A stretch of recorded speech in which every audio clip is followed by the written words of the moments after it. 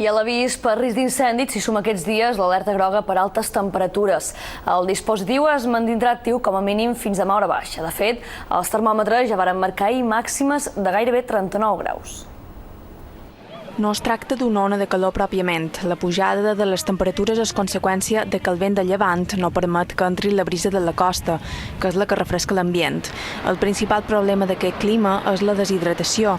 Un 67% dels balears s'hi troben risc. En casa, con el aire acondicionado puesto y sin salir. Sí, me crem, claro, però no me pot res, el que faig és beure. Por aquí aún más o menos se puede soportar, pero dentro del piso. Pues meternos en la casita, que está fresquita, y ducharnos y agua. Y mucho acuario sobre todo, mucho helado también, mucha sandía y nada de carne. Les conseqüències poden ser mal de cap, nàusees o augment del ritme cardíac, entre d'altres.